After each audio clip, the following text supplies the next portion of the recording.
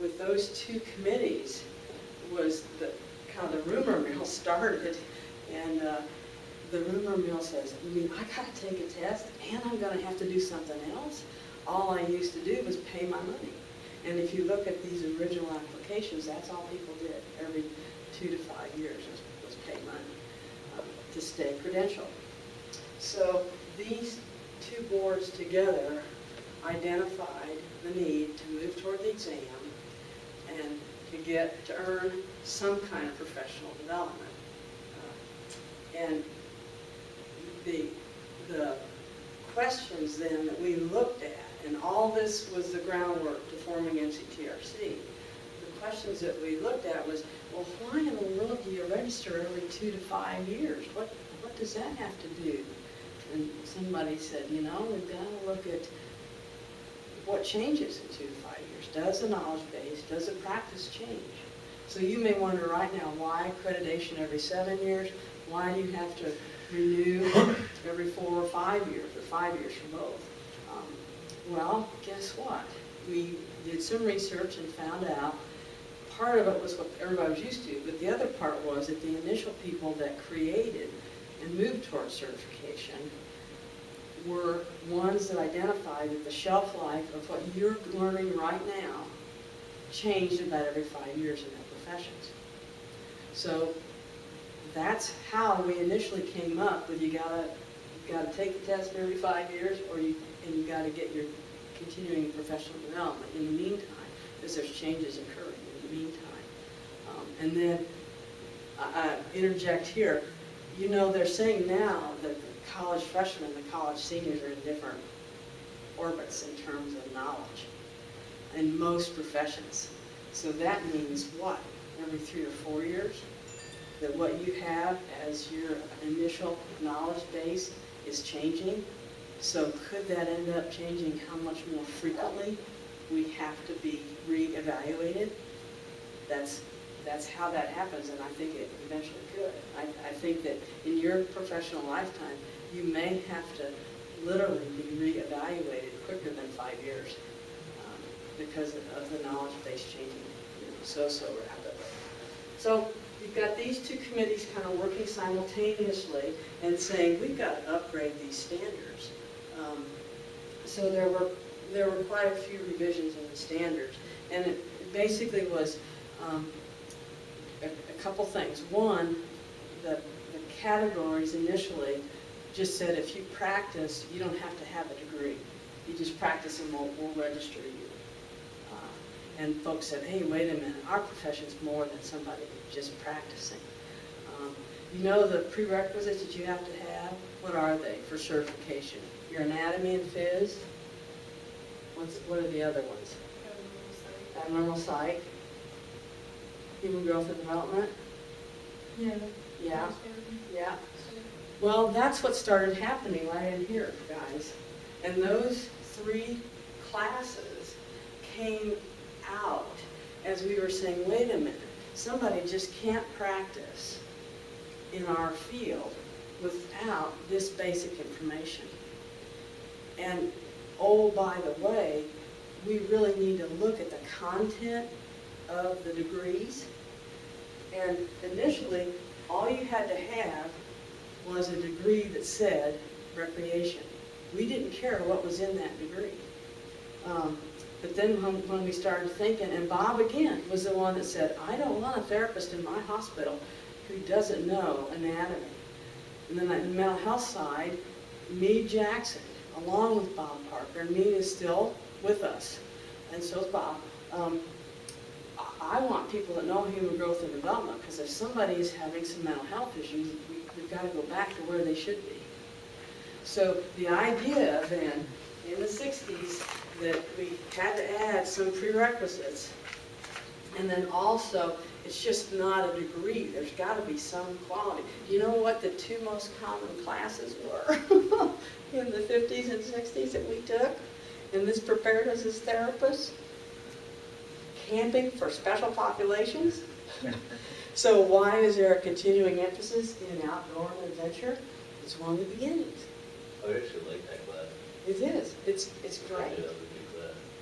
It really is. Now it's changed names, but that was one of the requirements we had. And then most of us had some kind of foundations class. There was not as much content as you had in your textbook at all. But that was the first textbooks were 2 foundation classes. So we had 2 classes.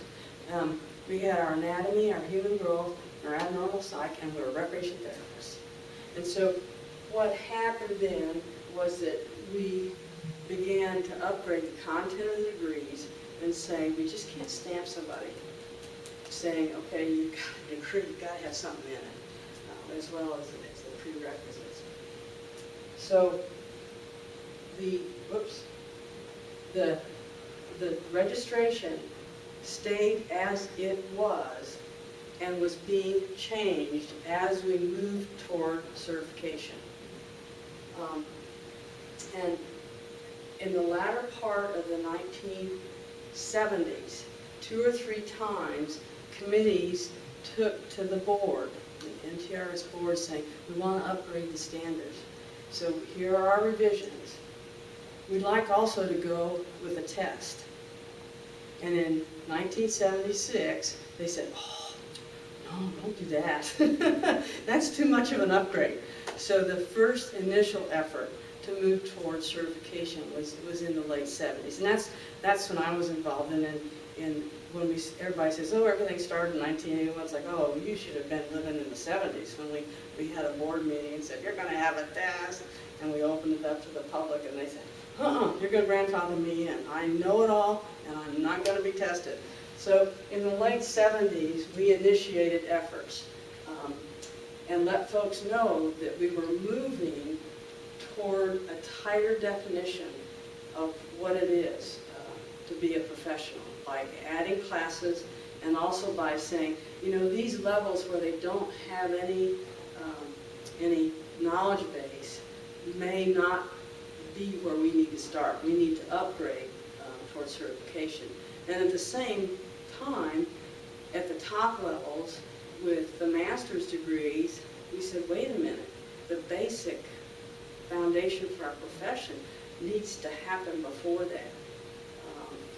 And we're looking at the content of the bachelor's degrees because there are more bachelor's degrees and they were evolving.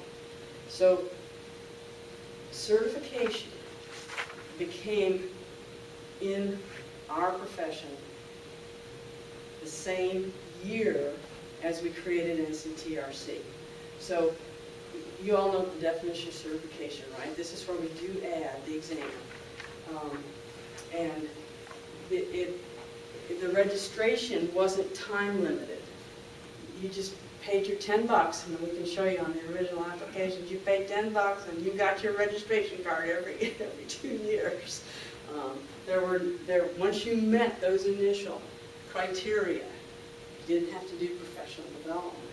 So the other piece that we had to investigate to move to NCTRC was the desirability by employers to have a credential that verified someone's competence.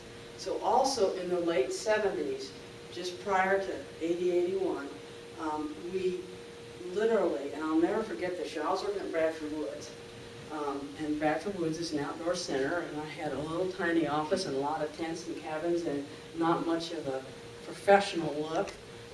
We contacted the National Council on Licensure, which is out of Kentucky, and I said that we need to look at all the requirements in all the states for licensure and certification. So one day, a UPS delivery truck pulled up, and Jerry Robb was my supervisor, and he said, Marcia, what did you order? And I said, I don't know. Well, I got about 6 boxes of literally spreadsheets that represented all the states in the United States, the state government requirements for employment in their state.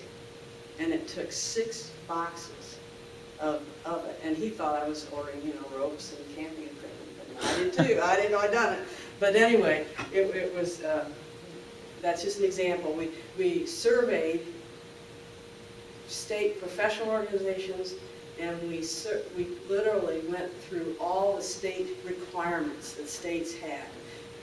And you're not going to be surprised at this. The most common name for us then was activity. And the states still have, don't they, activity therapists and activity directors? I visited a facility a couple of years ago. It's a correctional facility right out here. What, it's out on the... Statesville? Is it Statesville? Just right here off 31. It's right there, yeah. Yeah. And they have a CTRS. Are you talking about up in Elgin? Yes, Elgin. Yeah, Elgin Mental Health. Elgin Mental Health. They call them activity Yeah. therapists. Yeah. So that's what they said, that all across the United States, the most common practical name for us was activity therapists. But they were using the registration requirements from NTRS to be an activity therapist. And then we found out within the survey of the professional organizations at the state level, because there were a number of state registration plans, they also were using the criteria from the registration plan.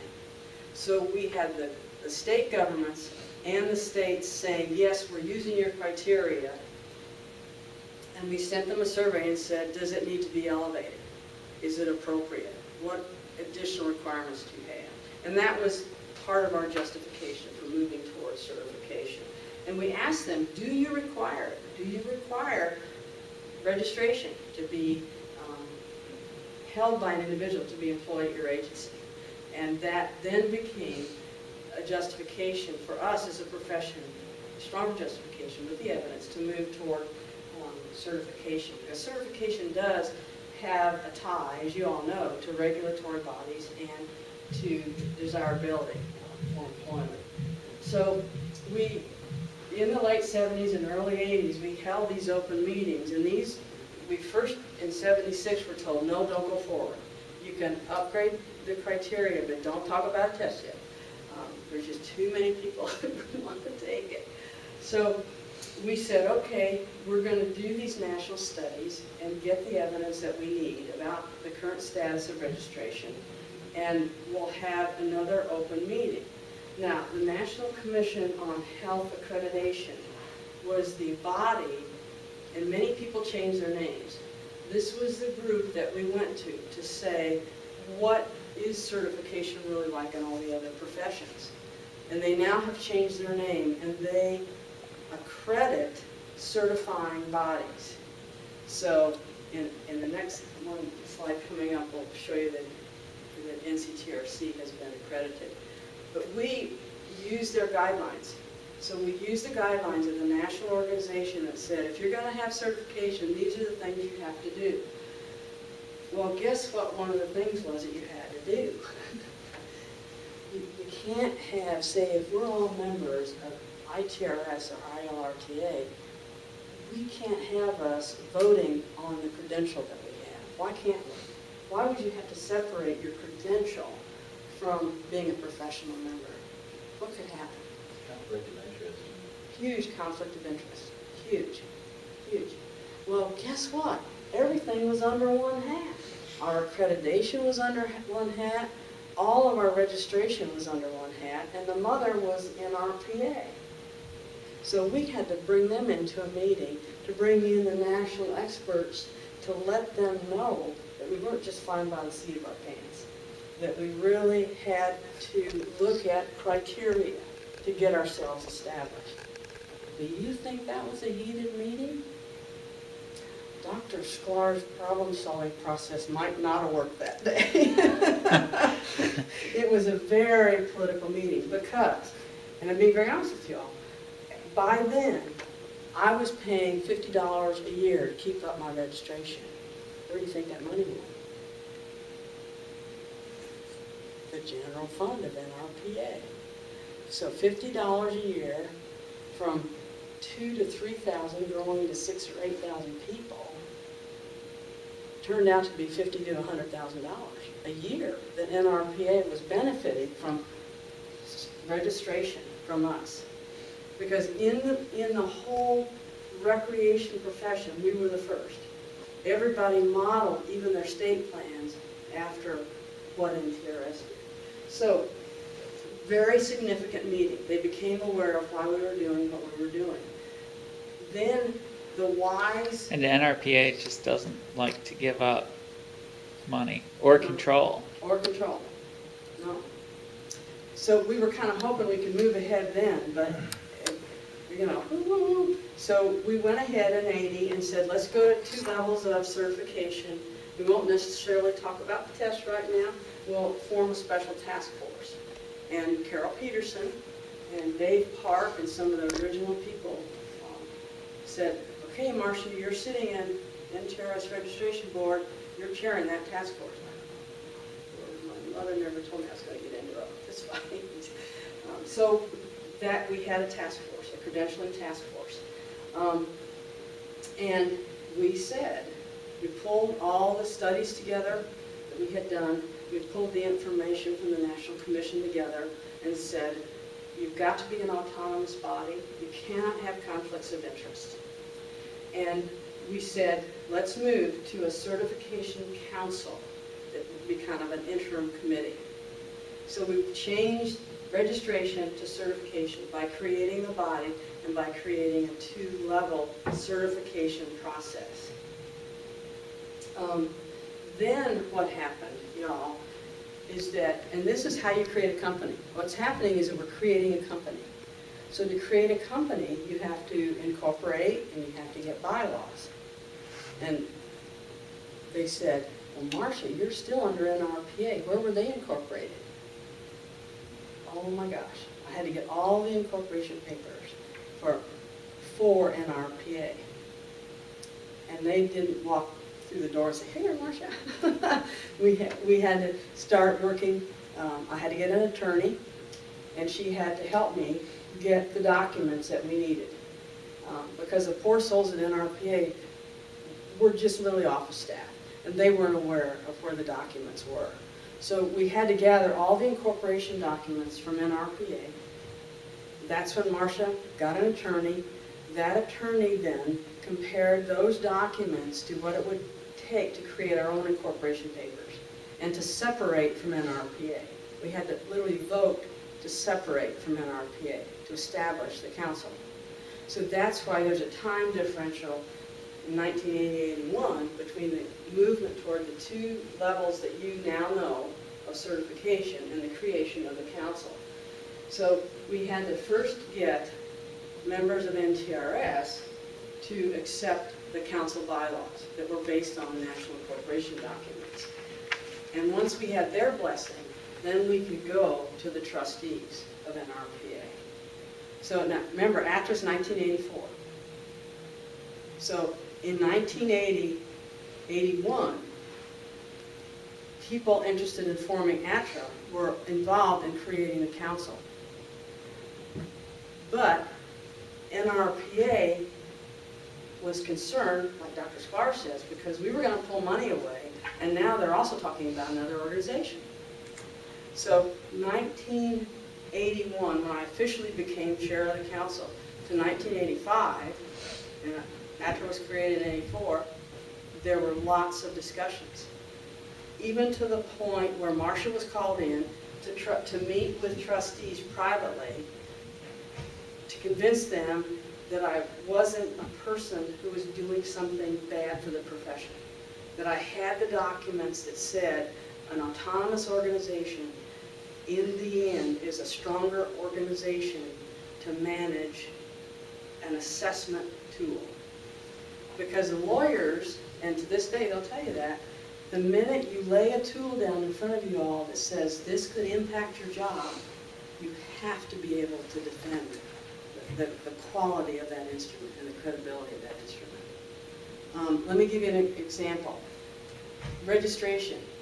We issued cards. A typo was made on a card issued in Washington, D.C. that had, and there were 2 Marcia Carters. So the Marcia Carter in Colorado, I wasn't there at that time, actually got elevated from a paraprofessional level to what we now have as a professional level. And that can happen. And they contacted me and I said, oh, I'm certified as a professional. Well, the lawyer said, don't change that person's card because you made the mistake, and that may affect that person's job. So those are the kinds of legal things we were learning about and we were educating in our PA about, and the critical nature of the legally impacting people's jobs. So just a question is, if you went through this whole process of identifying, these issues of conflict of interest and having to incorporate, and that the certifying body couldn't be under the umbrella of the professional organization, how is it that the CPRP credential is still under NRPA? Or they haven't gone through this same process? We were going through the process with both. And ironically, in 1981, the bylaw change was accepted by NRPA for the rewrite, and the National Registration Board became the National Certification Board, and in their bylaws, they have to be autonomous. So they are autonomous, the National Certification Board for the CPRP. Okay. And the challenge that they've had for years is the bank account has to be a separate bank account. And that's basically what was accomplished. We didn't get a new name, but we literally got an operational document as well as a financial separation. Right. Yeah. Okay. But that is a very common question and probably one of the huge challenges that they now have. Right. Because I would imagine people currently sitting on those boards are not aware that they're an autonomous organization and that they can't necessarily make decisions on test questions and Right. impact. Because the test is still administered through NRPA, Mhm. and the application goes to NRPA. Mhm. Mhm. So there, in terms of perception, that might be an issue, but in terms of the actual organizational structure on paper, it's autonomous. It's supposed to be autonomous. Right. Yeah. Okay. It's written in there. We made the Right. changes simultaneously. It is definitely a challenge. Okay. One of the first things we had to do, and that's a good example, is with like you're saying, the mail everything went directly to NRPA. We had to say to them, we want our own mailbox. Oh, you want your own mailbox? Yeah, we had to have it. We really had to have it. And what happened, I think it's on this next slide, we had to develop, after we got the bylaws accepted, they didn't know what was going to hit them, I don't think. The bylaws allowed us to have our first meeting of the council. And at that meeting, we dissolved the registration board and made it become the certification review board. So there were still applications that we were looking at. But we told people, and can you imagine when somebody was registered for 5 or 10 years and all of a sudden they're certified? You sent me the wrong card. And so we dealt with all of those things as well. The name change is because, and here are the reasons why. So we had to create memorandums of agreement within our PA. And that's when they became aware we were working with a lawyer to create the memorandum saying you need your own mailbox, that you need your own bank account, you need your own autonomy over decisions that are made. So when you send a board of trustee member to sit on the registration board, which is now certification, we need to tell you that that person won't be making any decisions about a practitioner's credentials. And it was like, oh, really? Because trustees, you all, are very prominent people, huge people in communities. So there were those kinds of transitions, and it took a couple memorandums to convince folks that we meant business, literally, and that we were doing it because we had the evidence to do it. So this is where I said earlier, voting. we had to go to everyone that had become certified that year and say, that it was over 12,000 people, and it was 2/3, so 2/3 of 12,000, if you do that mathematically. To get 8,000, we had to get 8,000 people to vote yes to the creation of NCTRC, this new little company. And it did take, I think I put down here, well, it's in there, I think it was 3 mailings to do that. And then there were still some phone calls to be made before we had those 8,000 votes from folks to become certified. So, and that was literally our first meeting occurred before we were able to get all the votes. We were hoping we'd have all the votes by the first meeting, but look at 3 years with a lot of legalese to get the votes to create NCTRC and to become incorporated. So now you've got NCTRC. And these are the things that have happened since then. The first test occurred in 1990, and that was a huge challenge for folks. And the elimination of the paraprofessional, the CTRA, is another huge challenge. Why? Why do you think eliminating a paraprofessional? Remember, we've gone to all the states and looked at activity vectors. Do you think they were folks with degrees in our field? No. So that's why it took so long to make the adjustment. In '93, we said there's not enough body of knowledge or practice difference between CTRS and the CTRA to develop a test. And if you're going to have certification, you got to have a test. It took us 6 years to phase out the folks that were CTRAs. So there's just the CTRS level. And this body, National Commission on Certification Accreditation, that's just the same body that gave us back in the 70s the criteria to form a credentialing body. Now accredit NCTRC, and that's a very high, it's like you guys becoming accredited. When you get that stamp of approval as an accrediting body, that's a very significant quality indicator and authenticates the whole process, and it took an awful long time. Getting the trademark, you all, took a long time. One of the things that the ATRA folks early on said, oh, we should be CRTA. And it's like, go to your history. Who's RT in medicine? Who's RT? What profession? You'll bump into them. No, RT. Who has initial RT? Think about it. Respiratory therapist, that's one. Who else is in RT? Everybody have x-rays? Radiologist. So the lawyer did the investigation and the trademarking in DC, and she said, Marsh, you can't be an RT. That's already part of trademarks of 2 other professions. So we're going to have to go with something else.